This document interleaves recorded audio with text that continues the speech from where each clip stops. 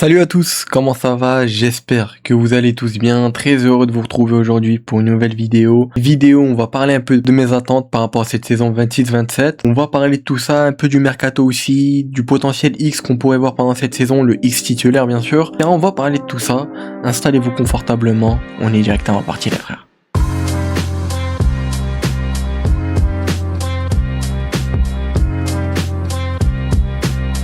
Bon, je pense que j'ai pas besoin de vous l'apprendre. Troisième saison de Flick au Barça, une troisième saison qui va être très importante pour lui, pour nous. On sait que, voilà, il y a de grosses attentes par rapport à cette saison-là, bien avant qu'elle commence. À l'heure actuelle où je tourne la vidéo, on sait qu'on a un mercato aussi qui est assez intéressant, etc. Même très bon, on va en parler après. La communauté a pas mal de grandes attentes. On veut voir des trophées, on veut voir la 6ème Ligue des Champions, la famosa Sexta, etc. On va parler de tout ça après. En tout cas, voilà, je pense que ça, j'ai pas besoin de vous l'apprendre. Troisième saison d'Hansi Flick aux côtés du Barça. Pour rappel, Flick qui arrive pour succéder après Xavi. On sait qu'on s'attendait à une saison de reconstruction, etc. On connaît tous le contexte, on en a déjà parlé maintes et maintes fois. C'était de base une saison de reconstruction avec un effectif avec pas mal de qualité, même si bon, il nous fallait un mercato qui devait être à la hauteur. Après, on savait que financièrement c'était compliqué. La seule grosse recrue qu'il a eu, ça a été Dani Olmo et Pau Victor. Les deux seules recrues qu'ils ont eu, encore Pau Victor à cette époque-là, c'était plus la B qu'il avait recruté et puis il était rentré dans la dynamique de l'équipe A. Saison de reconstruction qui se finit donc sur un triplé national. Ça a été une saison juste magnifique, cette saison 24-25. On l'oubliera pas d'ici peu, honnêtement, cette saison-là. Ça avait été juste magnifique, j'ai encore des souvenirs. On va jusqu'en demi-finale de Ligue des Champions. Demi-finale de Ligue des Champions qu'on n'avait pas faite depuis 2019, depuis cette fameuse remontada à Anfield. Je sais, pas mal de mauvais souvenirs que je vais faire ressurgir dans cette vidéo. Mais bon, on n'a pas le choix, rien que de voir même ces images-là avec Rafinha qui venait de marquer le but. De ce fameux 3-2, on était à quelques minutes près d'aller en finale de Ligue des Champions. Malheureusement, voilà, on connaît tous la suite. On se fait remonter dans les dernières minutes du temps additionnel. On revient donc à 3-3, on va en prolongation. En prolongation, malheureusement, on perd 4-3 avec un match énorme, une performance de Lamine qui était énorme. Enfin bref, on s'en souvient bien de ce fameux match-là. C'est vrai que c'est des mauvais souvenirs là que je suis en train de vous en parler, mais bon, il faut en parler pour... Après, vous allez comprendre où je veux en venir. Une saison aussi de Rafinha qui avait été monumentale, je sais pas si on se rend compte, ici, 13 buts en 14 matchs, une campagne de Ligue des Champions à plus de 22 goals assists ou 22 goals assists de mes souvenirs exactement. Une saison qui n'avait pas été faite statistiquement parlant depuis des Messi, Ronaldo, je sais pas si on s'en rend compte, même si oui, le format n'était pas le même à l'époque, etc. Mais n'empêche que Rafinha a sorti une saison XXL monumentale, une saison de Ballon d'Or. Malheureusement, voilà. Au final, on va pas en finale de Ligue des Champions. Le PSG la prend, voilà, le PSG qui avait fait une saison énorme aussi, on va pas se le cacher. C'est Dembélé qui le prend. Enfin bref, j'en avais déjà parlé que Rafinha n'avait tout simplement pas été respecté. Il finit 5ème, finit même pas dans l'équipe type de la saison, même pas de trophée The Best. Enfin bref, zéro reconnaissance envers Rafinha. En espérant que cette saison-là, il va nous sortir, pourquoi pas une saison à cette hauteur-là, cette fameuse saison 24-25. Même si on le sait tous que ça a été la saison de sa vie et probablement qu'il refera plus jamais une saison de ce calibre pareil. On se rappelle aussi de ce fameux trio d'attaque. Trio qui avait été énorme honnêtement. On sait que pour l'instant il nous manque un numéro 9, Robert qui a quitté le club, etc. On sait qu'il est sur une fin de carrière, le bon vieux Robert, mais cette saison 24-25 où il nous avait pondu une saison exceptionnelle, plus de 40 goals assists à son âge. Il y avait un Yamal aussi qui a sorti une saison monumentale, il monte en puissance petit à petit, plus les saisons avancent, plus il monte en puissance. Rafinha, comme j'en ai parlé tout à l'heure, c'était Rafinha Prime, un Rafinha juste lunaire qu'on a vu sous Flick et depuis que Flick est là, une rédemption totale pour lui. Enfin bref, ce trio là qui avait été magnifique. Une saison globalement, l'effectif a fait une saison magnifique, que ça soit la saison de Casado, qu'on n'oubliera pas, on sait qu'il est sur un départ, Inigo Martinez, enfin bref, son duo avec Koubarsi, la ligne du hors-jeu, une saison qui avait été magnifique, l'enchaînement des masterclass de Pedri en Ligue 1, en Ligue des Champions, on s'en souvient, cet enchaînement où il prenait trophée d'homme du match après trophée d'homme du match, c'était juste magnifique, en espérant aussi que Pedri nous fasse une grosse saison, un peu dans ce calibre-là, surtout après l'arrivée de Rodri, on va en parler après. Donc ouais, après cette saison 24-25, on s'attendait à une saison 25-26 avec beaucoup plus de belles choses, avec voilà, pourquoi pas aller chercher la Ligue des Champions. Au final, on a un mercato encore une fois qui est très pauvre, nous qui s'attendions à avoir un mercato assez grand quand même, on s'attendait à aller chercher un numéro 9, des choses comme ça, défenseurs, etc. Au final, à quelques semaines, quelques jours de la reprise de la Ligue 1, Inigo Martinez quitte le club, il n'est pas remplacé, il n'y a personne pour le remplacer, les seuls recrues qui ont été faits l'été passé sont Juan Garcia, qui on est tous très contents de l'avoir de notre côté. Juan Garcia, l'un des meilleurs à son poste, sa première saison qui a été une pure masterclass, il nous nous a sauvé à je ne sais combien de reprises. La deuxième recrue qui a été Rooney Bardi. La troisième recrue qui a été un prêt, c'est Marcus Rashford. Et par la suite, on a eu en janvier l'arrivée de Cancelo en prêt. Cancelo qui a aussi été officialisé. C'est vrai que j'ai pas sorti une vidéo par rapport à ça, mais il a été officialisé, etc. Il était très très content d'encore une fois signer au Barça. Troisième présentation de Cancelo sous les couleurs du Barça. Mais voilà, on sait très bien qu'il kiffe le club, qu'il voulait venir qu'à Barcelone. Il a résilié son contrat, etc. J'en ai déjà parlé. Mais je pense qu'on est tous d'accord pour se le dire. Cette fameuse dernière saison 25-26, on s'attendait à aller chercher la Ligue des Champions au vu de la saison qu'on a sortie en 24-25 avec une saison hors norme, avec un mercato très pauvre, etc. Une seule recrue qui est Dani Olmo, même si Pau Victor, loin de là, c'est pas pour le dénigrer. Mais voilà, Pau Victor, à cette période-là, tu l'achètes 3 millions, même pas 2 millions de mes souvenirs. Donc ouais, on s'attendait à une saison qui allait être meilleure et qu'on allait aller chercher la Ligue des Champions. Au final, bon, avec le départ d'Inigo, le niveau de l'équipe aussi en début de saison qui a été très compliqué, on finit la saison quand même en remportant la Liga. On remporte aussi la Super Coupe d'Espagne. Malheureusement, on remporte pas cette fameuse Coupe du Roi qu'on avait remportée en 24-25. On avait fait ce fameux triplé national. On se fait éliminer par l'Atlético dans une élimination très cruelle. Honnêtement, on s'en souvient tous de ce fameux match. Un match, une pure domination du Barça. On méritait d'être en finale, même si bon, le match aller nous aura porté très très clairement préjudice. Cette fameuse défaite 4-0 à l'aller, où voilà, il y avait pas mal d'incompréhension. Même si bon, au vu du niveau de l'équipe, au vu aussi de la fatigue de certains joueurs, c'était une défaite assez logique et aussi au vu du système qui voilà, était trop visible et certains joueurs qui n'avaient plus à suivre tout simplement physiquement cette fameuse ligne du hors-jeu, etc. On s'en souvient bien. En Ligue des Champions, pareil, on se fait éliminer en quart de finale de Ligue des Champions cette fois-ci, même pas demi-finale. On se fait éliminer par qui? Encore une fois l'Atlético. Décidément l'année passée, bon, ils nous auront éliminés de partout, mais au final ils font une saison blanche. Enfin bref, ça on est habitué avec eux. Mais ouais, on se fait éliminer au bout, encore une fois, une élimination très cruelle, à seulement un but. Il aurait fallu un but, on serait allé en prolongation, si Lookman n'aurait pas marqué, si on aurait eu un arbitrage qui aurait été juste. Puis voilà, on connaît tous l'arbitrage qu'il y a eu pendant ce jour-là. Clément Turpin, j'oublierai jamais ce qu'il a fait ce jour-là. Enfin bref, on n'est pas là pour parler de ça. Maintenant ça a été fait, ça a été fait. Une élimination qui a laissé de grandes séquelles. Honnêtement, je crois que cette élimination-là m'a plus fait de mal que l'élimination face à l'Inter. Parce que face à l'Inter, t'avais quand même ce truc de fierté quand même d'une saison qui était de base une reconstruction. Et au final, t'arrives en demi-finale de Ligue des Champions. Flick nous a fait rêver d'une Ligue des Champions alors que c'était une saison de reconstruction, triplé national.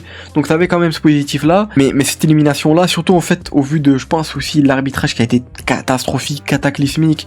Enfin bref, je suis pas là encore une fois pour parler d'arbitrage, c'est pas le sujet. Mais c'est plutôt, je pense, ce point-là où j'ai vraiment mal digéré cette défaite et cette élimination. Je m'en souviens que j'avais pris vraiment une bonne semaine à m'en remettre. Pour beaucoup aussi, je pense. J'avais même fait une vidéo d'à peu près 30 minutes où je parlais à cœur ouvert, où j'abordais tous les points, etc. pour cette fin de saison-là après l'élimination. Et on arrive très clairement sur une saison 26-27 où ça va être clairement une saison de confirmation. On s'attend à de très grandes choses cette saison-là. Je pense qu'on est tous d'accord pour se le dire. On s'attend vraiment à avoir une saison de confirmation tout simplement de la part de Flick, de la part de l'effectif. On sait que ces dernières années, ce qu'on a beaucoup reproché au club, à la direction, et c'est pour ça aussi qu'on se met à la place de Flick par rapport surtout à la saison passée, c'est le mercato.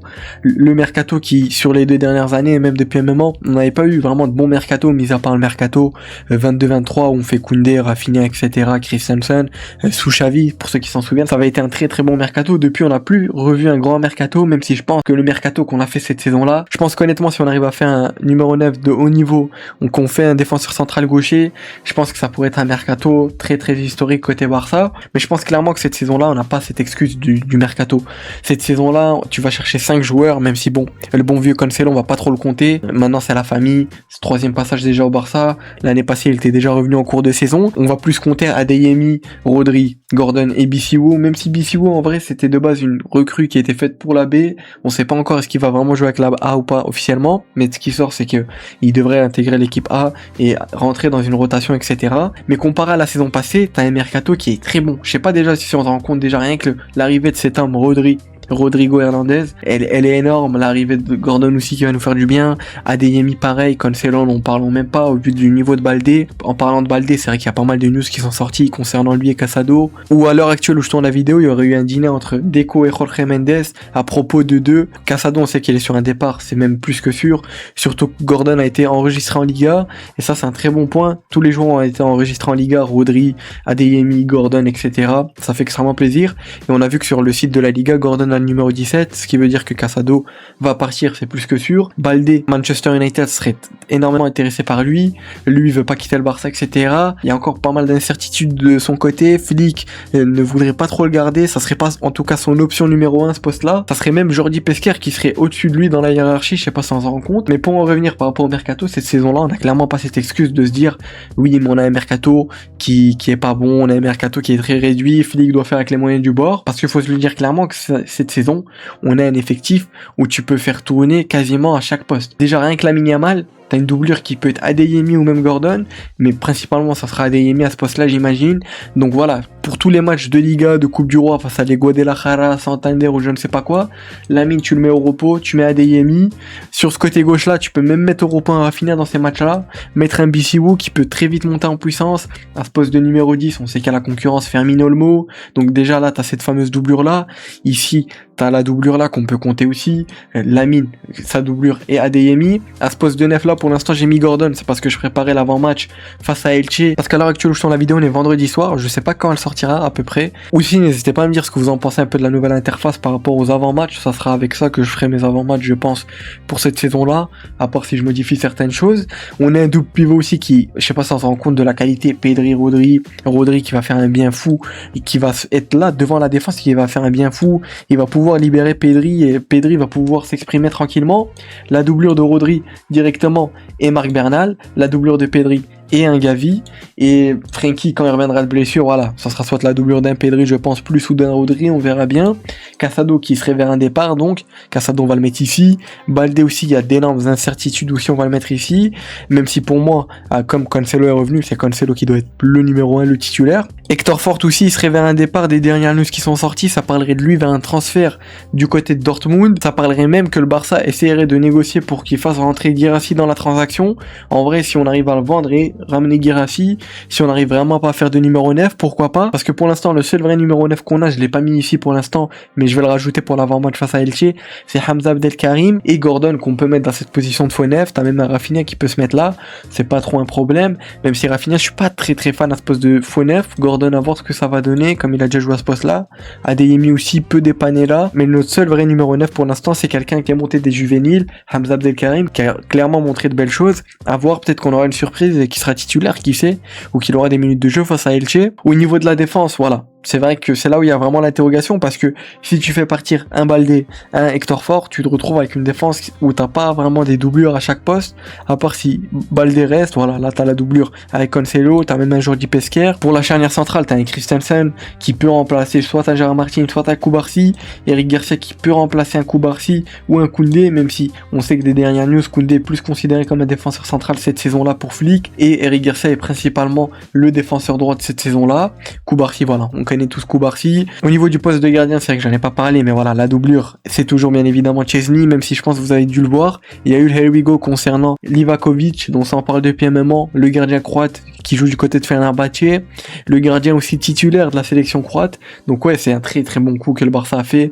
Il a seulement 31 ans, lui qui va rejoindre le Barça l'été prochain. C'est un deal qui s'est fait autour des 4 millions, donc 2 millions plus 2 millions bonus, ce qui est rien du tout pour un gardien de son calibre, et surtout pour être le numéro 2 en cas de blessure de Juan Garcia, ou s'il faut le faire reposer, etc. Donc c'est une très bonne recrue Livakovic qui arrivera l'été prochain, quand Chesney partira du Barça, parce qu'il va partir l'été prochain, parce qu'on sait que voilà, quand Juan Garcia sera blessé ou il aura besoin de repos, Livakovic c'est le parfait backup, honnêtement. Je vous cache pas qu'à cette saison-là, j'espère que Juan Garcia se blessera pas et qu'il pourra enchaîner les matchs, parce que Chesney, j'aime beaucoup tonton Chesney, mais il m'inspire pas trop confiance. Enfin bref, tout ça pour en revenir à ce que on a un effectif où t'as concrètement à chaque poste au moins une doublure, ce qu'on n'avait pas avec l'effectif de la saison passée. Effectif de la saison passée que j'ai remis ici, ça c'était la compo que je crois du dernier match que j'avais fait pour face à Valence, de mes souvenirs. Je crois que c'était ça le dernier match en Liga, mais c'est pour un peu en revenir et parler de cette fameuse dernière saison où on avait un effectif qui était assez réduit, parce que bon, t'avais ok Cancelo là, Eric Garcia qui était à la doublure ici, Christensen qui avait été blessé quasiment toute la saison, c'était Gérard Martin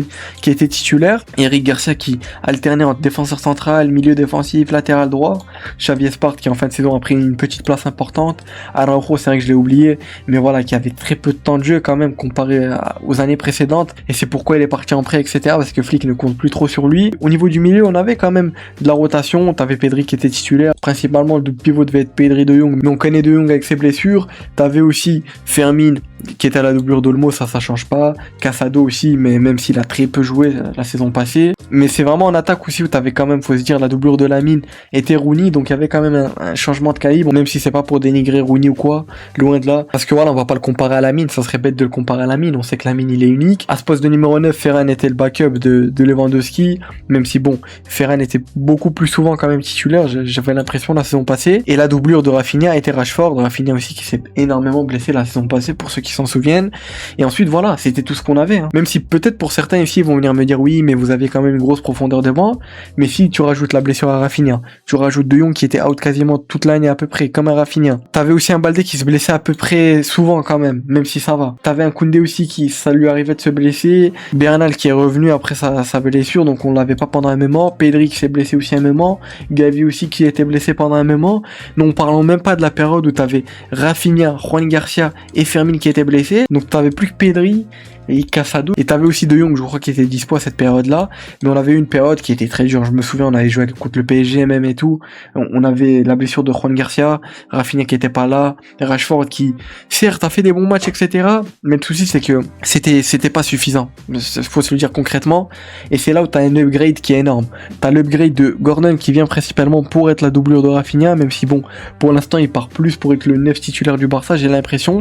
Même si à côté, t'as un joueur qui est très talentueux, qui est Jessi Bissouo. Dans cette aile droite là, t'as un upgrade qui est énorme. Adeyemi, on connaît tous ses qualités, on voit qu'il monte en puissance petit à petit. Il pourra faire reposer Lamine tranquillement. On connaît tous ces fameux matchs en pleine semaine, le mercredi soir, 21h30. On pourra donc faire reposer Lamine avec un Adeyemi tout simplement. Même pourquoi pas un Gordon si d'ici là on va chercher un numéro 9, même si c'est encore une grosse interrogation au niveau du mercato. Ça parlait de Lautaro Martinez, des dernières news. Lautaro Martinez ne viendra pas au Barça. C'est le capitaine, c'est un joueur qui est très important pour le projet de l'Inter Milan. Lui ne se voit pas quitter l'Inter, etc. On verra bien sur qui le Barça va aller. On sait que Julian est énormément critiqué. Enfin bref, tous les supporters veulent voir quitter le club, même s'il faut qu'il quitte le club gratuitement et qu'il se casse au Barça. Certains l'ont dit concrètement. Il a même pas été retenu dans le groupe de ce fameux premier match face à Malaga où ils ont gagné 2-0 si je me trompe pas. Dans ce même match-là de Liga Atlético Malaga, on a entendu des gens dire dans les tribunes Julian fils de. Voilà, je dirais pas la suite. Vous m'aurez compris, je pense que vous avez tous déjà même eu l'occasion de voir ça. Donc ouais, clairement, Julian est dans une situation très délicate. Le club, je crois qu'ils veulent qu'il s'excuse ou je ne sais quoi. Enfin bref, on connaît les clowns que c'est. Real Marine, etc. Enfin bref, pour pas trop m'écarter du sujet, revenir à ce fameux effectif 26-27 qui n'a rien à voir avec l'année passée, sincèrement. Je pense qu'on est tous d'accord pour te le dire. T'as un effectif ici qui est beaucoup plus solide. Déjà rien que le milieu, faut se dire qu'on a un milieu qui est énorme. Qui est énorme. Même si on fait pas un 9, je me dis que t'as l'occasion de mettre un Olmo faux 9. T'as Hamza Abdelkarim qui, oui, tu pourras pas compter sur lui pour qu'il joue tous les matchs, les gros matchs, parce que voilà, il est encore très jeune, faut qu'il monte petit à petit en puissance et pas trop le cramer, mais il y a un gros potentiel à aller faire avec Hamza Abdelkarim. Pour l'instant, honnêtement, si le Barça, comme j'ai dit, arrive à faire un vrai numéro 9, honnêtement, style par exemple, honnêtement, je vois pas qui on pourrait aller parce que le marché actuellement est très fermé des numéros 9. Tous les bons numéros 9 sont coffrés dans leurs équipes, que ça soit du Haaland, etc., même Julian, Lautaro Martinez, etc. Donc je pense que le Barça, s'ils vont chercher un 9, je sais pas sur qui ils vont aller, mais j'espère qu'ils feront pas un panic buy et qu'ils vont acheter un numéro 9 à 60-70 millions, alors qu'en vrai, je préfère attendre même peut-être le mercato hivernal ou même l'été prochain, parce que tu peux compter sur un Olmo faux 9, je pense, Gordon aussi, Adeyemi, Hamza Abdelkarim qui monte en puissance. Si on arrive à faire aussi un défenseur central gaucher, ça serait magnifique aussi, donc ce qui ferait que Koundé pourrait reprendre son poste là, Christensen serait à la doublure de Koubarsi. Ici, imaginons tu ramènes à la porte et ça devient ta doublure. Pourquoi pas, honnêtement. Donc pour l'instant, honnêtement, moi je trouve que le mercato est réussi. Si je dois le noter sur 10, je pense que je le note 7,5, 8 sur 10 maximum. Je me mettrai pas 9, 9,5 ni 10. Si on arrive à faire un numéro 9 et un défenseur central gaucher, honnêtement, je pense qu'on est sur un mercato qui rentre dans l'histoire du club, sincèrement, parce que Deco et la direction font un travail qui est énorme dans ce mercato-là, surtout Deco, enfin bref. Il fait un travail qui est énorme avec Flick, la direction, bien évidemment. Avant de finir la vidéo, parlons un peu maintenant de mes attentes par rapport à cette fameuse saison 26-27. Déjà, pour commencer, je pense que sur le plan national, tout ce qui est Liga, Super Coupe d'Espagne, Copa del Rey, Coupe du Roi, je pense très certainement que le Barça va prendre les 3 cette saison-là. Je nous vois prendre ce triplé national, sincèrement, surtout vu de l'effectif qu'on a, etc. Sur le plan national, j'ai pas de doute, je pense que le Barça, surtout au vu de comment c'est renforcé, etc., avec un Rodri, Gordon, Adeyemi, je pense qu'on arrivera à suivre la cadence, etc. etc., tu pourras bien faire tourner l'effectif. Et c'est aussi ça que j'attends de la part de Flick, c'est qu'il y ait de la rotation et que on n'arrive pas dans un match de Coupe du Roi face à Guadalajara ou Santander ou je ne sais qui et qu'ils mettent Yamal titulaire, Rafinha titulaire. J'espère qu'il pourra faire cette rotation-là qu'il n'a pas eu l'occasion de faire durant ces dernières années. C'était ça qui lui était reproché aussi, mais malheureusement l'effectif qu'on avait ces dernières années depuis qu'il est là ne pouvait pas lui permettre de faire des rotations comme il voulait, comparé à cette saison-là où clairement, on l'a vu tout à l'heure, on a un effectif où tu peux faire des rotations à tous les postes quasiment, à part en défense, mais bon, le Barça compte encore aller chercher un défenseur central, à l'heure actuelle où je tourne la vidéo, un numéro 9 aussi, on verra bien d'ici là. Et honnêtement, sur le plan national, j'ai pas de peur à me faire par rapport au Barça. Je pense que on va prendre la Liga, comme j'ai dit, Super Coupe d'Espagne, Coupe du Roi, sans aucun doute. Bien évidemment, je connais pas ce qui va se passer demain ou dans l'avenir. Je fais que des pronostics. Peut-être que j'aurai totalement faux et qu'on va finir avec seulement la Liga, même si je l'espère pas, bien évidemment. Mais voilà, ça reste mon pronostic. N'hésitez pas à me dire, vous aussi, en commentaire, vos attentes. L'autre attente aussi, qui est très claire, c'est que le Barça monte en puissance, qu'on vraiment on atteint ce niveau-là où beaucoup, je trouve, manquent de respect et disent qu'il y a un réel gap entre, par exemple, le PSG, le Bayern et Arsenal, qui sont considérés comme les meilleures équipes du monde actuellement dans ce top 3-là.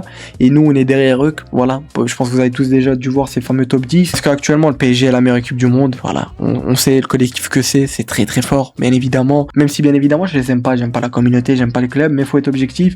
Le Bayern aussi, c'est très fort. Arsenal, c'est très fort aussi. Même s'il y a certaines limites. Mais le Barça, pour moi, je pense très clairement que cette saison-là, on pourra faire fermer la bouche à pas mal de gens qui nous critiquaient, etc. Honnêtement, je trouve qu'il y a un manque de respect concret envers le Barça. Mais en tout cas, ce qui est sûr, c'est que j'ai des attentes qui sont quand même très grandes cette saison-là.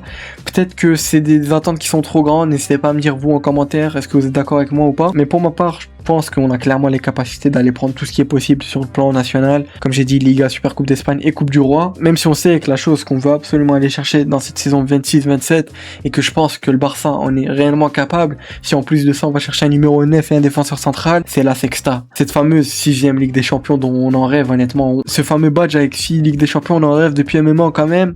Je vais pas dire depuis des années parce qu'il y a eu des années très sombres où concrètement on était réaliste, on s'est dit bon, ça va être très compliqué d'aller la chercher, même si t'avais toujours ce truc de allez cette année c'est la nôtre. Au final, ça va faire maintenant 10 ans, 11 ans, enfin bref, qu'on a pu remporter cette Ligue des Champions. On a envie de revoir cette fameuse coupe aux grandes oreilles avec les couleurs du Barça, tout simplement rentrer à Barcelone, cette fameuse coupe aux grandes oreilles, parce que la dernière fois qu'on l'a remporté, il y avait encore la MSN, c'était en 2015, une équipe qui était tout simplement magique, on s'en souvient tous de cette équipe-là, enfin bref, et voilà, que ça soit avec le milieu, Busquets, Iniesta, Rakitic, Xavi qui était en fin de carrière à cette période-là, c'était sa dernière saison, bien évidemment la fameuse MSN avec Messi, Suarez, Neymar, enfin bref, ça avait été une saison magnifique, on s'en souvient tous, et on veut vraiment aller chercher cette fameuse coupe aux grandes oreilles. C'est la plus grosse attente qu'il y a autour du Barça cette saison, que nous, supporters, on veut voir cette 6ème Ligue des Champions, surtout au vu du mercato, surtout quand tu vois qu'on arrive à aller chercher des Rodri, joueurs de grande classe, lui qui va nous faciliter énormément. De toute façon, on verra bien, peut-être face à Elche, il aurait des minutes de jeu, mais Rodri, on se rend pas compte de l'impact qu'il va avoir, mais il est juste énorme l'impact qu'il va avoir. Si à côté, comme j'ai dit, tu vas chercher un numéro 9 de classe mondiale, si on arrive à faire en fait Julián Alvarez, je pense que, comme j'ai dit, je le répète, l'Europe n'a qu'à bien se tenir, même si à l'heure actuelle Julián Alvarez c'est au point mort, enfin il y a 0% de chance qu'il rejoigne le Barça, même si bon, faut jamais dire jamais, mais concrètement c'est la Ligue des Champions que je veux, qu'on veut tous. Honnêtement sur ce point-là, je pense qu'on est tous d'accord, c'est cette fameuse coupe aux grandes oreilles dont on a envie qu'elle revienne à Barcelone et qu'on ait enfin ce patch de Ligue des Champions avec 6 Ligues des Champions. Je pense qu'il y a moyen de prendre tous les trophées nationaux, la Ligue des Champions. Après bien évidemment la saison à l'heure actuelle où je suis la vidéo n'a pas encore commencé, peut-être qu'on va avoir un niveau du Barça qui va être très compliqué, etc.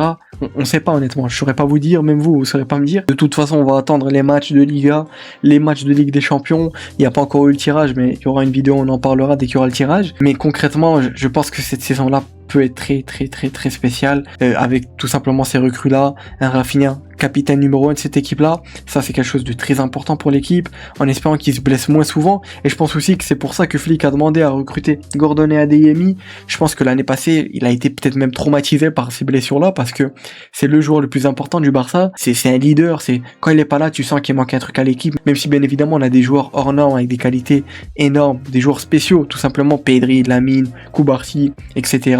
Mais tu sentais vraiment que quand il y avait pas Rafinha, il manquait une chose. Et cette année-là, Rafinha sous brassard de capitaine. On sait que 24-25, quand elle avait le brassard de capitaine, on connaît tous les dégâts que ça a fait avec cette saison magnifique.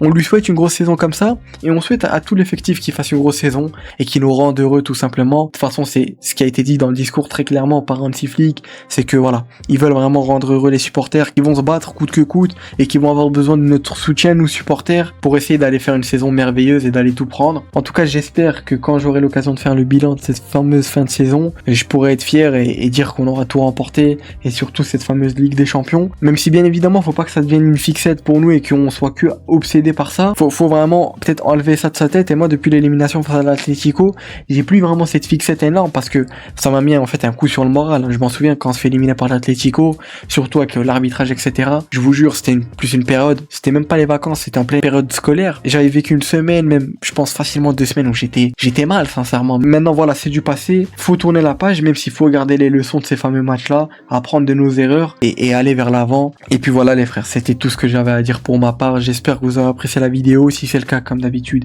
n'hésitez pas à liker, vous abonner. Comme d'habitude, votre soutien qui fait extrêmement plaisir.